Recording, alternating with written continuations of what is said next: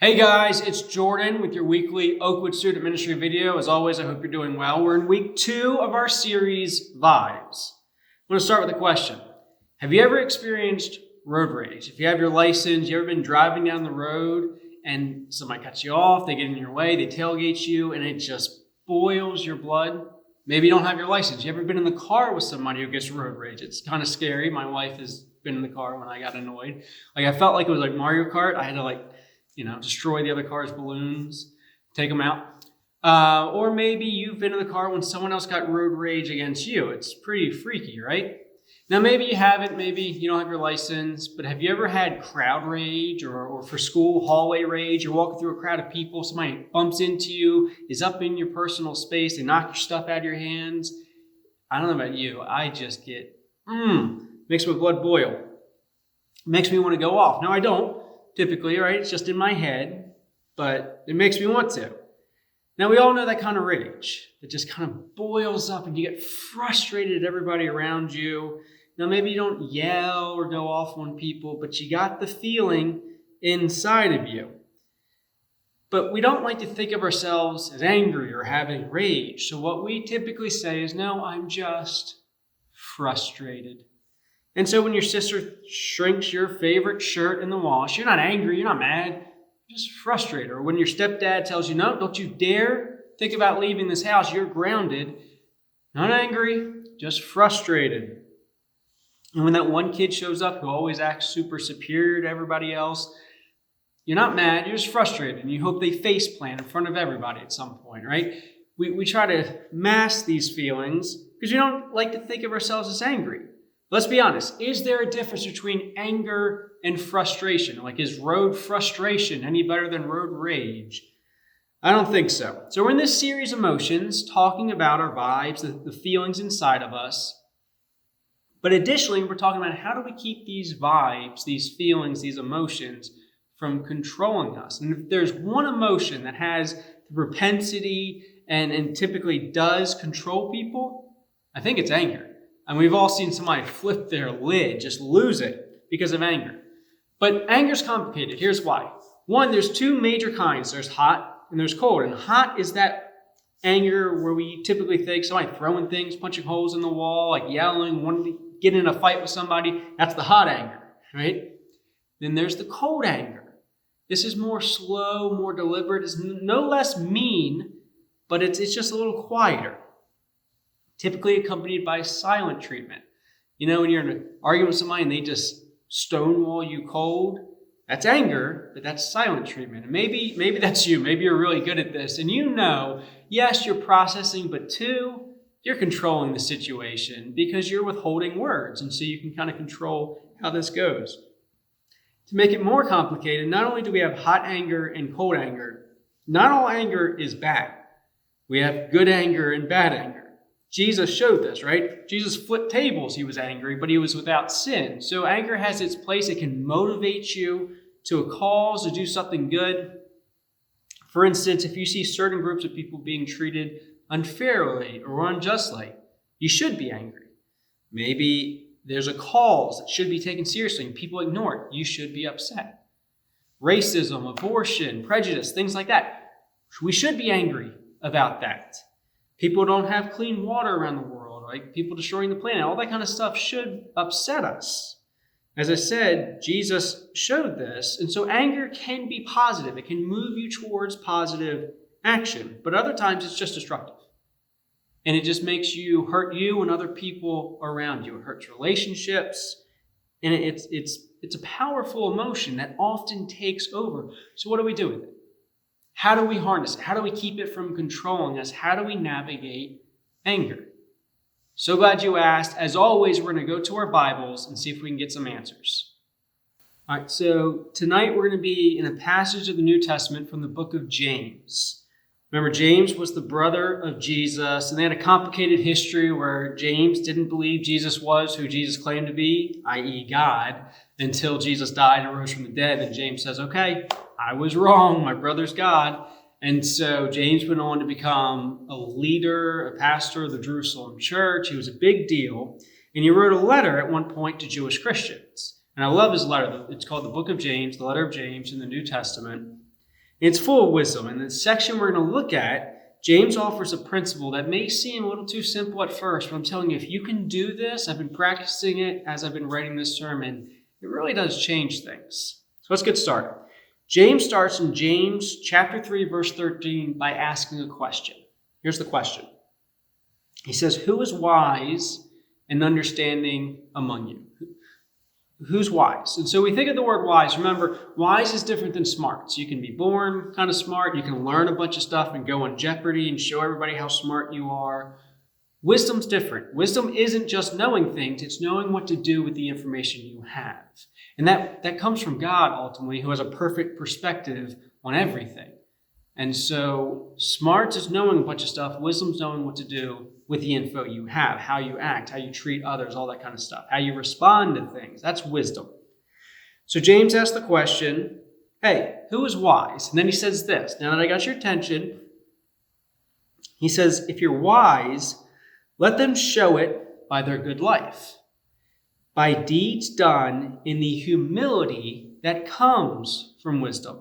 So now he's saying, who's wise? Okay. And he links wisdom with humility. Let's talk about humility. He says, wisdom connected to humility. What does humility look like? It means you have a proper view of yourself. You don't think of yourself as the most important person. You're not the exception to the rules. You don't think the world revolves around you. You don't think you deserve better treatment than everyone else, that your needs and wants are more important than everyone else. He says this, but if you harbor bitter envy and selfish ambition in your hearts, so he's making a contrast. We have wise people who are humble. He says, but if you got bitter envy, selfish ambition in your hearts, he says this first. He says, don't boast about it, but also don't deny it. Don't ignore it. Don't, stuff that down. To harbor means, by the way, you let it stick. You let it stay inside of you. And he's saying, if that's happening to you, call it out. Be honest, repent about this. We gotta fix this. Because he says this. Why? In verse 16, for where you have envy and selfish ambition inside of you, man, he says there you're going to find disorder and every evil practice. It's going to mess up your heart and your life. He says when pride and arrogance gets lodged inside of you, it's going to come out in your actions. That's not great news. And he goes on in chapter 4, verse 1, he asks the question, okay, so what does cause quarrels and fights among you? And we all have a bunch of answers we could give to this. We could say, man, it's our parents who have unrealistic expectations. It's the younger siblings who won't stop annoying us, touching our stuff. Our friends who ditched us and won't text us back. Stepdad who acts like he knows everything, he's always right. People with obnoxious TikTok accounts or Facebook posts or anything politics right now. We all have these answers, but guess what? Every single one of those answers was outside of us. And James says, what causes the problems among you? James isn't buying the answer, it's outside of you. This is what he says. Chapter 4, verse 1. Don't they come from your desires that battle within you? What causes fights and quarrels among you? Doesn't it come from you? From inside of you? From your desires that battle within you? In other words, your mom may drive you crazy, your brother may get on your nerves, but what causes the arguments? James is saying it's not them, it's you. More specifically, what's inside of you. And this is a big deal because if you think the problem is someone else, that it's their behavior, their character, their mistake that's causing this fight and this anger, well, you're never going to deal with the problem. You're never going to deal with the anger problem you have. If you think the problem is people not doing things our way, James is saying you got another thing coming. James says the problem is that you're not getting what you want. That's it. You're not getting what you want. As long as you think the problem is outside of us, you'll never take care of what's inside you. And the problem inside you is you're not getting your way. Now, maybe you're thinking, I don't agree. Because the things I want, I deserve. They're things that should be earned, respect, freedom, whatever it may be, right? I worked, I deserve money, I did this, I deserve an allowance, I should be allowed to take the car, I should be able to watch this. I've earned this, Jordan. It's not just something I think I want, I know I deserve it. James says, I'm not talking about what's fair. Maybe you do. Maybe it would be fair that you got that. He's saying, but if you want to get to the root of your frustration and anger, regardless of what's fair, you need to be willing to admit the problem is in you. The problem is when you don't get what you think you deserve, as if you're right every time you think that. We're probably a little biased when it comes to ourselves. So what do? James says you need to flip the script. You need to change it completely. When other people aren't acting like we think they should, or we're not getting what we think we deserve, change how you feel by changing what you say in response. So what do you say? Instead of saying he's being selfish, he's being annoying, they're being rude, instead say this. In the moment, you know what the problem is right now? You know why I'm so angry and frustrated? I'm not getting my way. I'm not getting what I want. That's it. That's the long and the short of it. Now, I know this sounds awful. It sounds dreadful and terrible to ever say to yourself about yourself when you're in the middle of being angry. But if you could do this, it would change everything. It would help relationships. It would change your frustration levels. It would help you control anger instead of anger controlling you. Because you're not looking to other people as the reason for your feelings. As long as you look to other people as the reason for why you feel the way you do, they have all the control over your emotions. On the other hand, if you start admitting, you know what, the problem's probably right here. Problem is inside of me. I want something and I'm not getting it. And I'm angry. I'm frustrated. When you do that, you get control back. And when it comes to emotions, isn't that what we all want? James makes the point, as long as you think the problem's outside of you, it's somebody else's fault, somehow we convince ourselves we have a free pass to act however we want, to say whatever we want to say.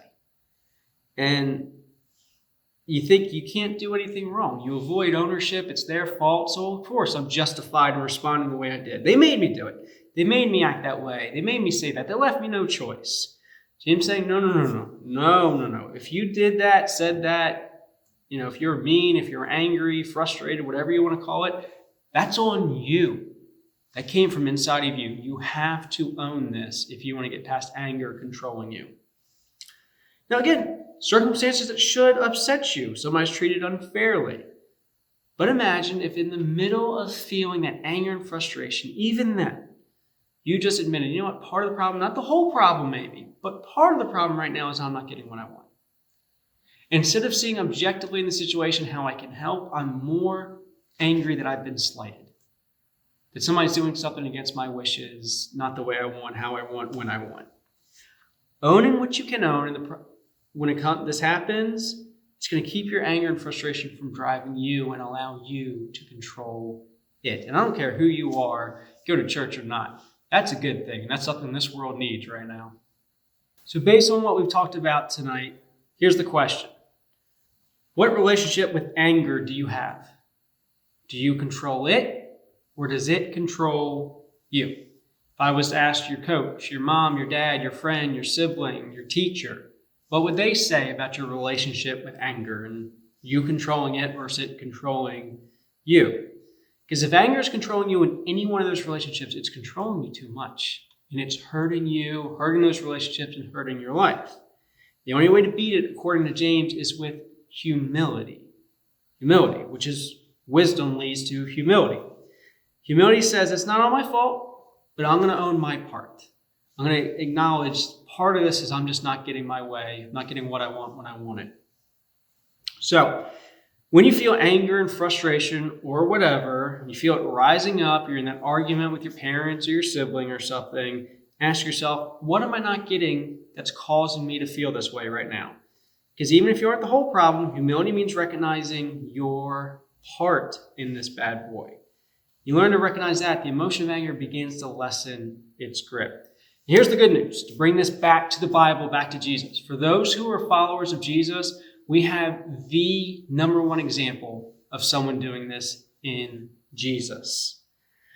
Jesus said no to getting his way. When we talk about, we just celebrated Christmas, Emmanuel, God with us. Jesus came down on the rescue mission from heaven. He was on his throne in glory and honor, and he came down as a man for us. Paul talks about in Philippians, Jesus laid down a lot of things he deserved. He knew he deserved. He didn't just think it. He knew he deserved for the other person. Check this out. Paul says in Philippians 2:6, Jesus, who being in the very nature God, did not consider himself consider rather equality with God something to be used to his own advantage. Rather, he made himself nothing by taking the very nature of a servant, being made in human likeness. Jesus says, okay, I'm going in.